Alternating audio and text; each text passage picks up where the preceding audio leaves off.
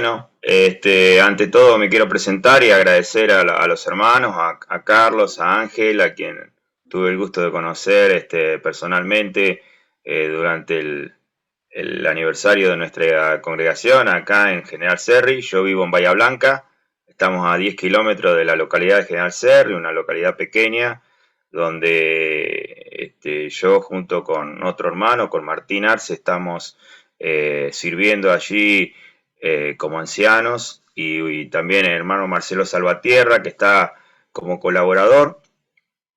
La congregación tiene varios años, desde el año 78 que se comenzó allí una escuela dominical, luego fue creciendo en una casa de familia, salones alquilados, hasta que más o menos para el año 2001 los hermanos, los ancianos de la iglesia de acá de Bahía, de Donado 533, nos mandaron a servir a ese lugar. Y bueno, el Señor fue bendiciendo, fuimos creciendo y por la gracia de Dios, ahora tenemos una linda congregación.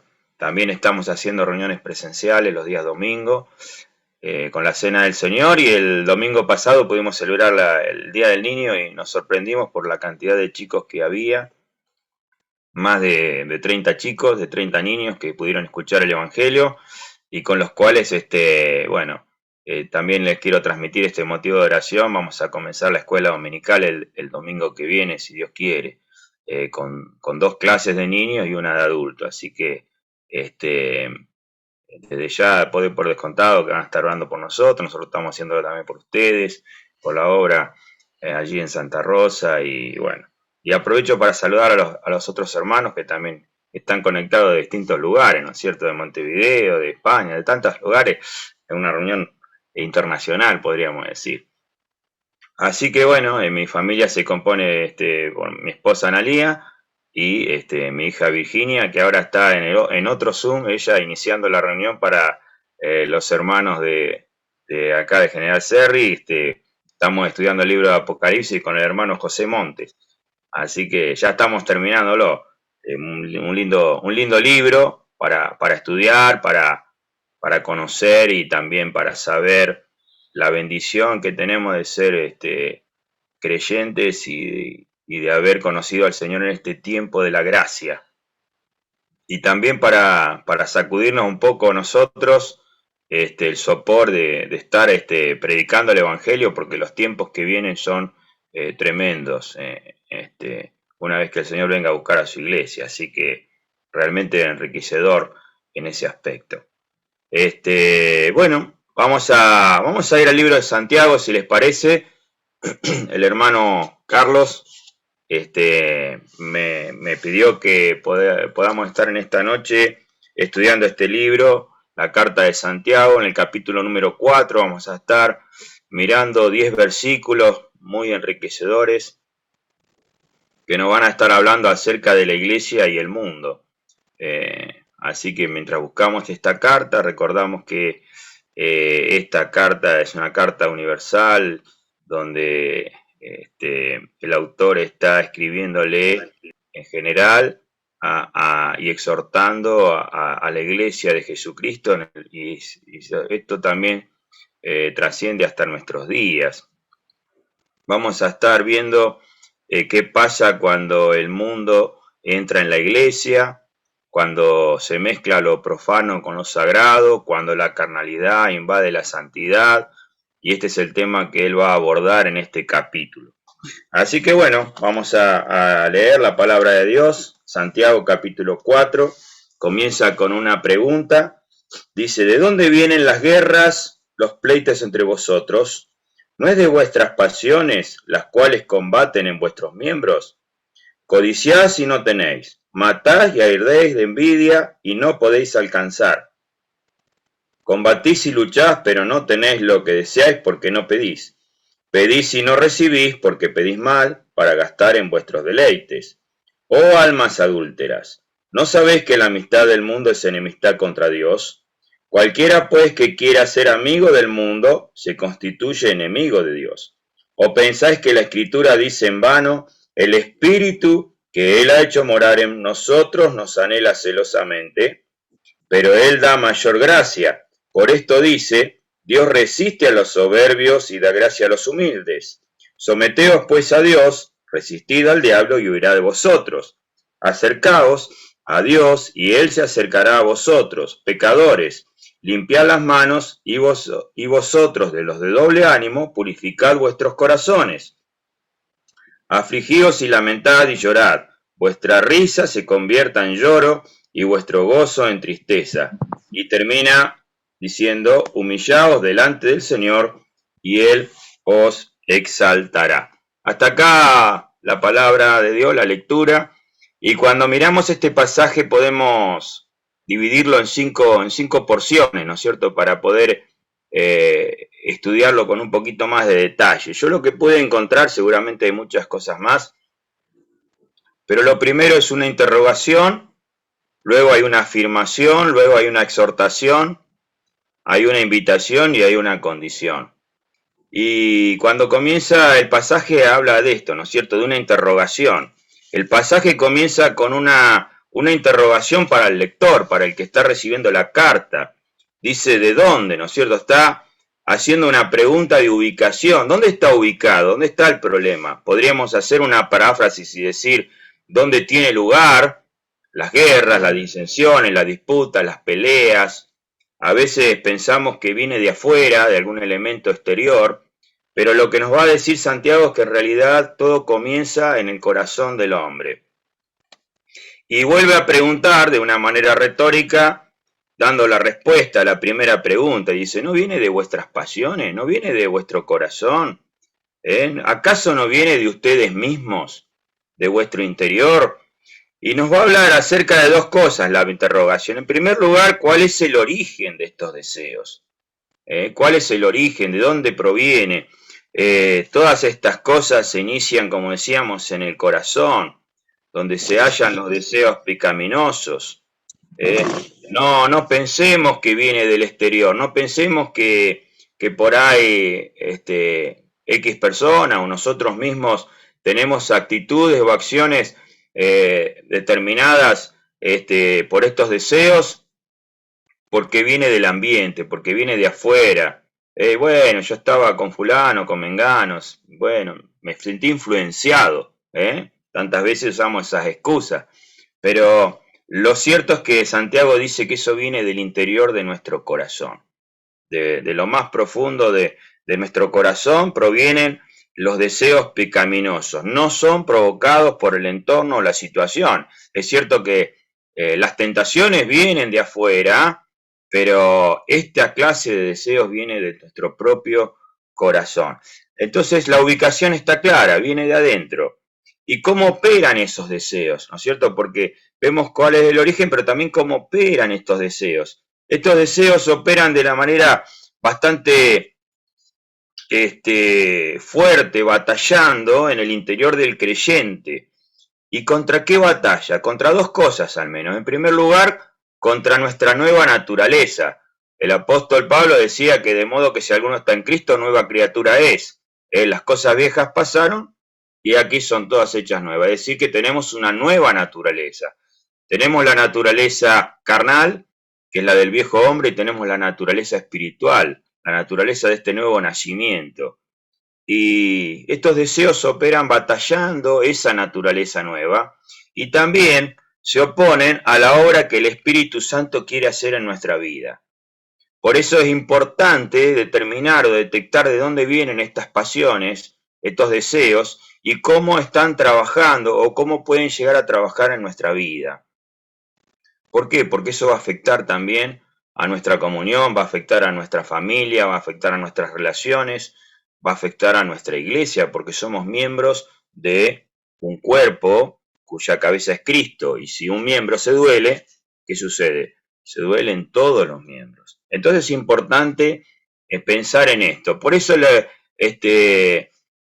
Santiago desarrolla esta interrogación. En segundo lugar, vemos que hay una afirmación.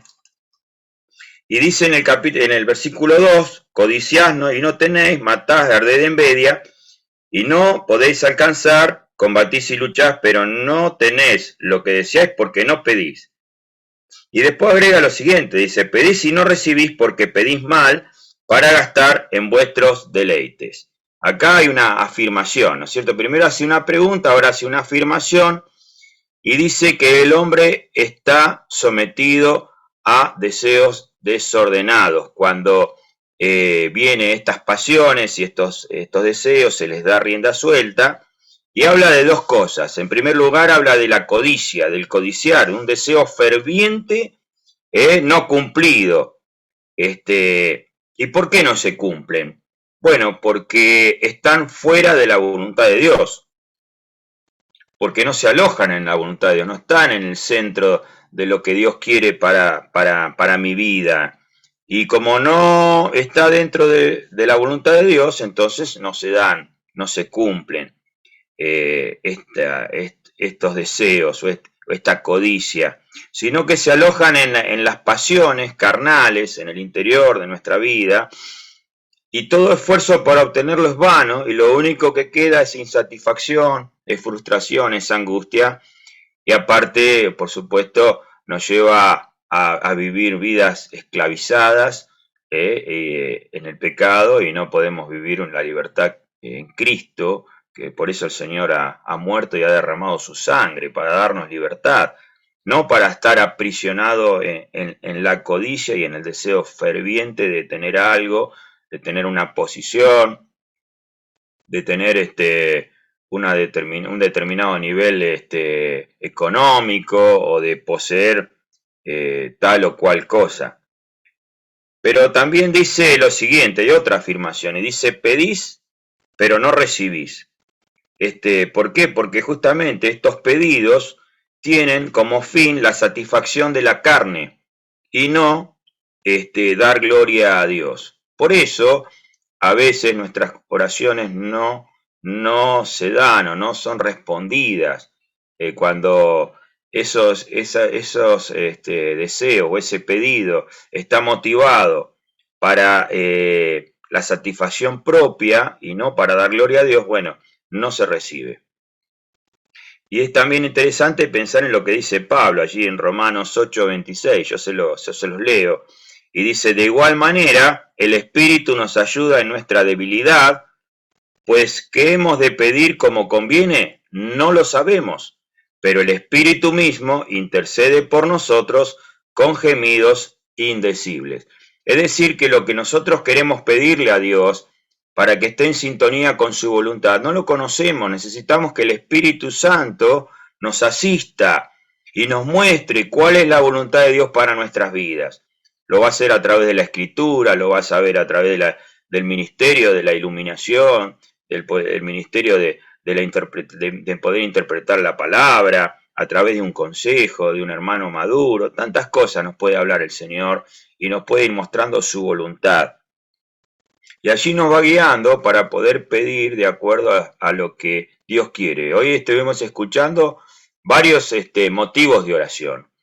Y sabemos que Dios nos escucha porque están motivados por esto, por la voluntad de Dios que nos impulsa, que nos mueve, el Espíritu Santo que está dentro de cada creyente, y no está motivado por el deseo de la carne. Entonces esto es lo que pasaba, estas dos afirmaciones que está refiriéndose Santiago a la codicia y al pedido.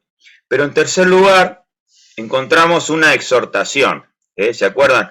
Dijimos que había una interrogación, que había una afirmación, pero ahora nos vamos a encontrar con una exhortación ante este panorama tan oscuro, ¿no? En la vida de algún creyente o en la vida de alguna iglesia.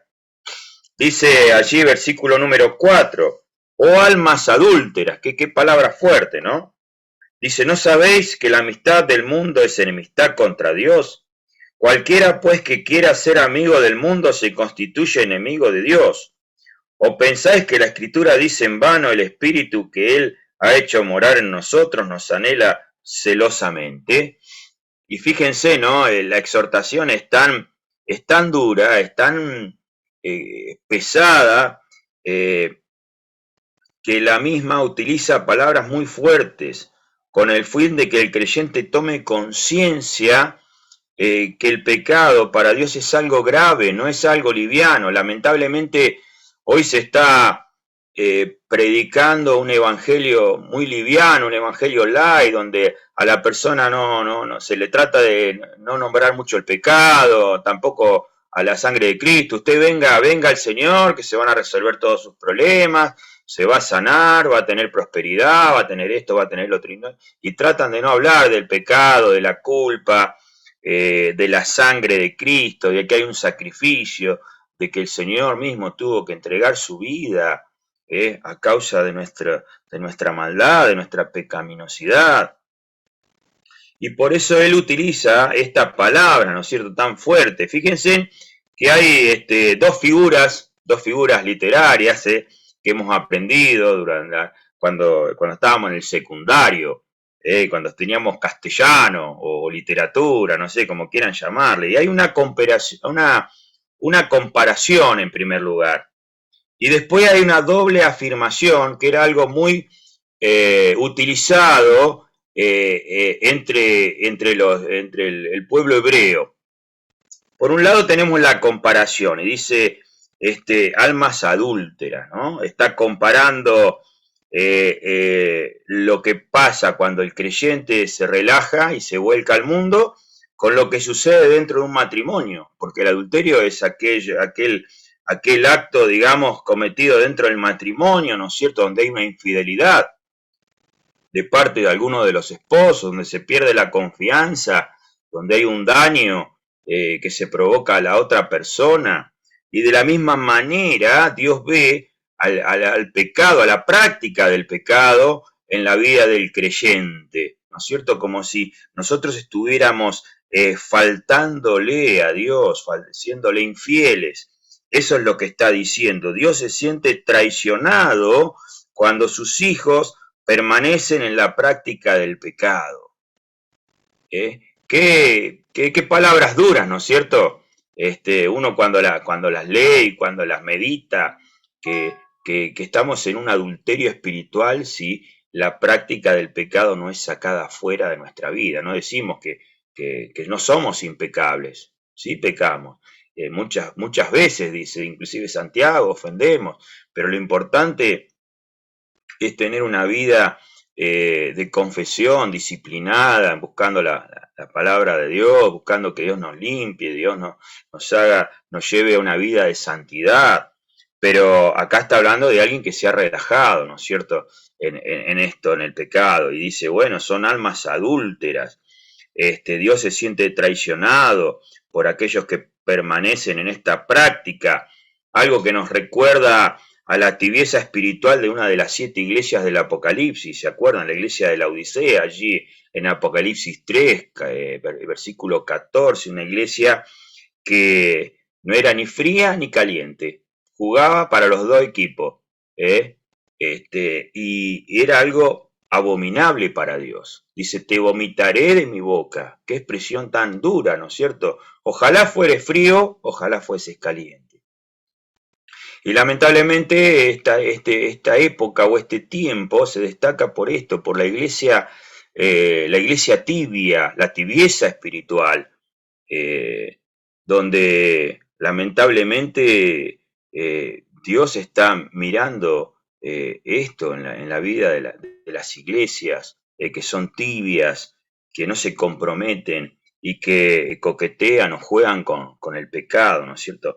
Por eso les exhorta a cambiar. Hay que tomar una decisión, o se está con el mundo o se está con Dios, no hay término medio. Él quiere y debe ser el Señor de todo, en mi vida, en mi ser. Su anhelo es tomar el control de la vida del creyente. Eso es lo que anhela Dios. Ahora, ¿qué es lo que anhelamos nosotros? ¿Qué es lo que queremos nosotros? ¿Ese compromiso de entregar todas las áreas de mi vida o quiero reservarme algo y decir, bueno, Señor, yo hasta acá cumplí, pero esto es mío, no me lo toques, yo no puedo, yo no lo quiero entregar? Y en realidad lo que Dios está pidiendo es todas y cada una de las áreas. Y fíjense esta comparación, ¿no? Qué difícil. Y hay una doble afirmación también que yo veía acá, y lo dice de dos maneras allí en la segunda parte del versículo, cuando a continuación dice, ¿no sabés que la amistad del mundo es enemistad con Dios? Y vuelve a reafirmarlo. Quien quiera ser amigo del mundo se constituye enemigo de Dios. Es decir, la amistad del mundo es enemistad con Dios. ¿Eh? El amigo del mundo es enemigo de Dios. Lo dice dos veces. ¿Por qué lo dice dos veces? Para que nos quede grabado, para que nos demos cuenta que tenemos que tener cuidado con estas cosas. Que Dios nos anhela, dice celosamente, que Dios es celoso. Dios no quiere ser segundo, Él quiere ser primero en nuestras vidas. En cuarto lugar hay una invitación, y esa invitación es para acceder a la promesa de Dios, ¿eh? Porque Dios es un Dios de oportunidades, y Él, aunque estemos en esta situación o hayamos pasado en algún momento por alguna situación similar a la que dice Santiago, Él nos busca y nos está invitando. Hay una invitación a recibir la promesa, y está en el versículo número 6. Fíjense lo que dice, pero Él da mayor gracia, por esto dice, Dios resiste a los soberbios y da gracia a los humildes. Y habla de gracia en dos aspectos. Miren, primero habla de la mayor gracia. Y lo que pude un poquito investigar o leer por allí es que esta mayor gracia está relacionada con el poder del pecado. Si el pecado tiene poder, la gracia de Dios es mayor, hermano. Querido hermano, la gracia de Dios es mayor y puede vencer el pecado y el poder del pecado que mora en nuestras vidas. Y eso es lo glorioso de este Evangelio, que Dios nos capacita, Dios nos equipa con esta gracia tan gloriosa que nos permite vencer aquellas cosas que nosotros no podemos vencer, que no podemos resolver en nuestra vida. Lo importante es que no bajemos los brazos. Lo importante es que le pidamos al Señor y que le clamemos para que Él nos ayude a llevar una vida de santidad. Mayor que el poder del pecado es la gracia salvadora de Jesucristo. En Romanos 5:20 dice, pero la ley se introdujo para que el pecado abundase, mas cuando el pecado abundó, sobreabundó la gracia. Sobreabundó la gracia. La gracia llega a todos los rincones de nuestra vida, aún los rincones más oscuros, hermano, aún los rincones donde no conoce o no ha mirado nuestra familia más íntima, nuestro esposo, nuestra esposa, nuestro hermano, nuestros padres, nuestros hijos, ahí donde no lo ve nadie, ahí llega la gracia de Dios. Y qué interesante porque Dios está dispuesto a colocar su gracia en ese lugar tan miserable, para limpiarlo, para sacarlo, para purificar, para tener una vida de relación íntima con cada uno de nosotros. Y en segundo lugar, la gracia está disponible. Está disponible, esta mayor gracia dice que está disponible, por eso habla de dos aspectos. Está disponible, pero solo para aquellos que son humildes de corazón, aquellos que están dispuestos a reconocer con humildad que no pueden. Por eso dice Dios, da gracia a los humildes y resiste a los soberbios. ¿Por qué? Porque es necesario que nos pase como a Pablo a veces, caernos del caballo, como decimos, ¿no? Los argentinos. Hay que bajarlo del caballo aquel, porque si no, ¿cuántas veces decimos eso? Vino montado en el caballo, mirá.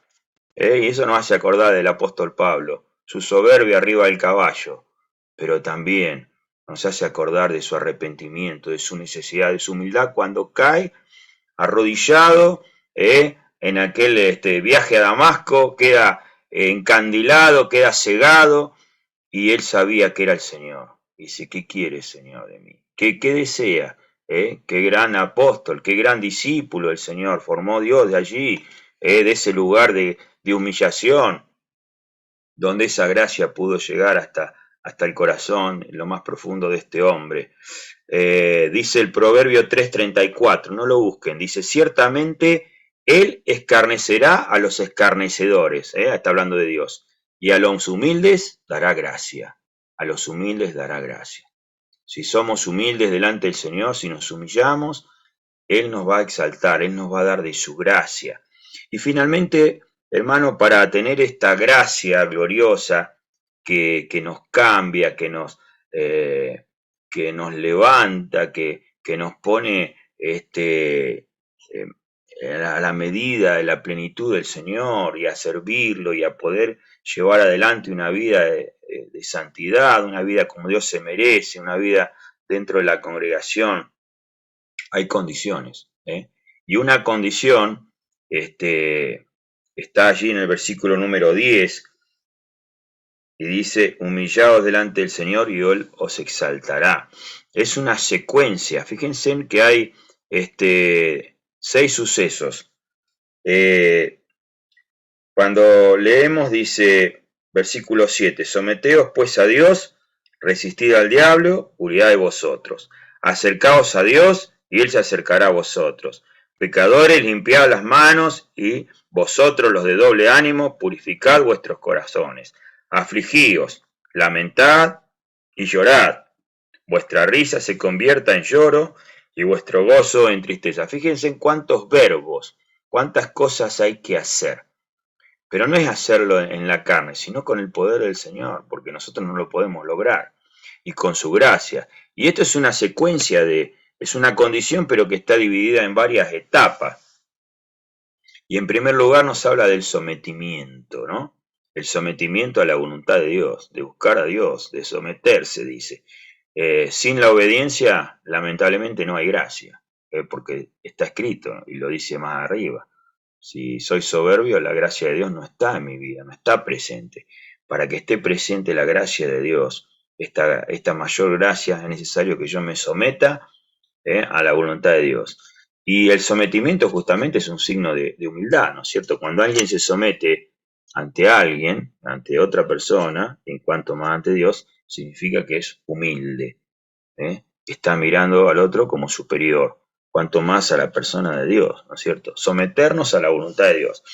En segundo lugar, habla de resistir, otro verbo, resistir ¿a quién? Al diablo, y no rendirse rápidamente a la tentación, sino entablar la lucha.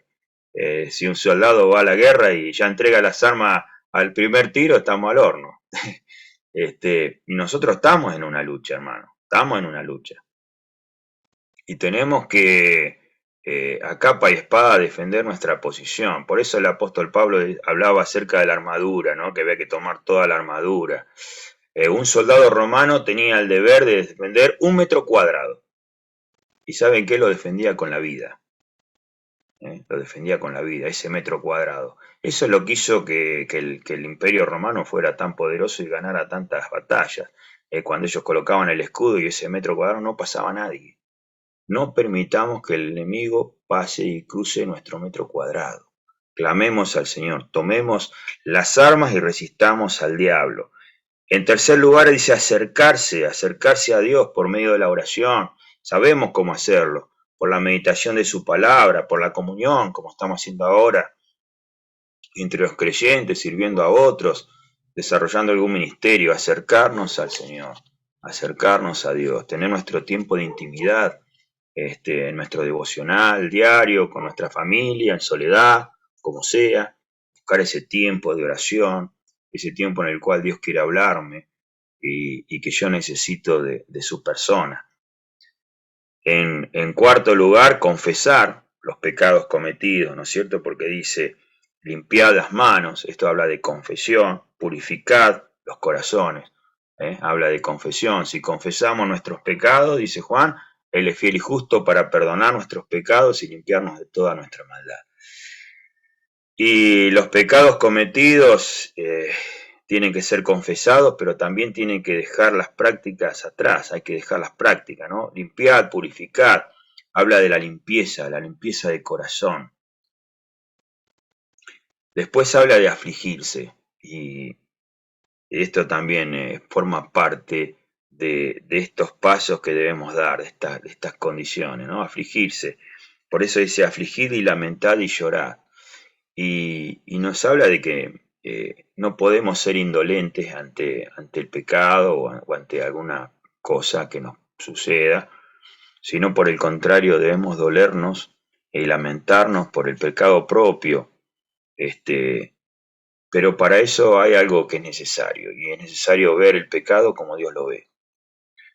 Lamentablemente a veces no lo vemos de la manera que Dios lo ve, lo alivianamos, nos ponemos otros anteojos que nos distorsionan la visión de lo que está mal. Y decimos, bueno, eso no es negro, es gris.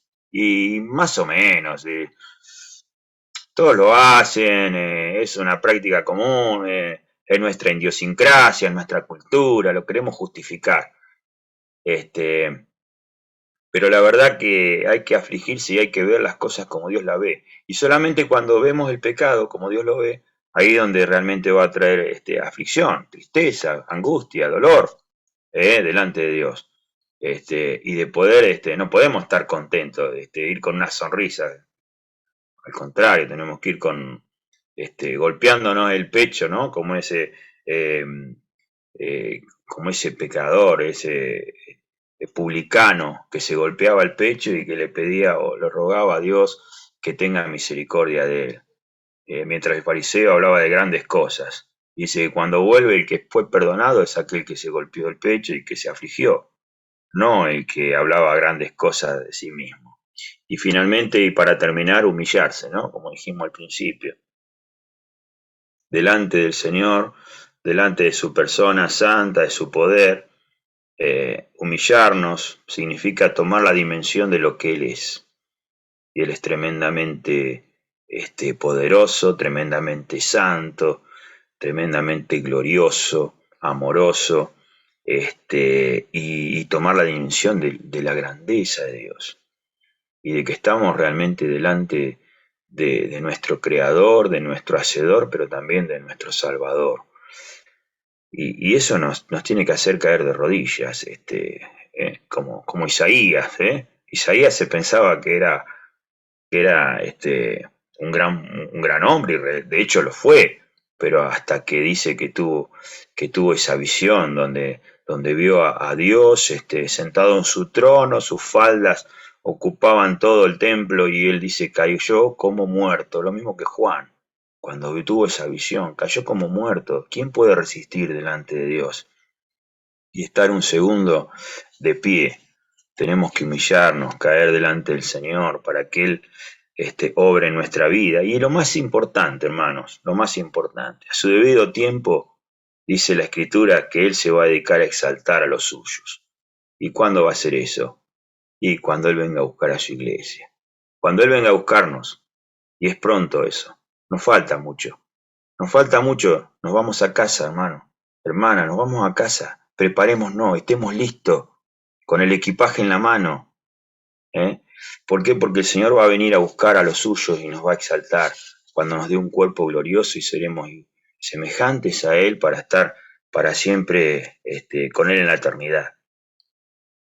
Por eso un poco como reflexión, como conclusión, ¿no es cierto?, de lo que he podido indagar un poquito, conocer este pasaje tan importante, tan difícil, por ahí de digerir, ¿no? Pero también tan lindo que nos exhorta y nos habla a nuestra vida, es que si deseamos tener una iglesia que viva en unidad, una iglesia unida, una iglesia amorosa, donde se muestre el amor de Dios, donde se muestre la misericordia y lo más importante, ¿no es cierto?, que atraiga a las personas a los pies de Cristo, es responsabilidad de cada uno de nosotros. No es responsabilidad del pastor, no es responsabilidad del misionero, de los colaboradores, de los que están a cargo de los ministerios. Es responsabilidad de cada uno de nosotros, de humillarnos, de someternos, de vivir en la gracia de Dios. Vivir con toda humildad en esta gracia, y esta gracia que deja afuera cualquier división, hermano. Cualquier división queda afuera cuando la gracia de Dios está morando en la vida de cada creyente y cuando hay humildad. Que Dios nos bendiga. Espero que le haya agradado en esta noche este tiempo de reflexión y que sea de bendición. Y bueno, muchísimas gracias, hermanos, por habernos invitado. Gracias. Bendiciones. Oh, qué amor incomparable, Jesucristo nos mostró cuando su preciosa sangre por nosotros derramó. De su amor, ¿quién no recuerda? ¿Quién no le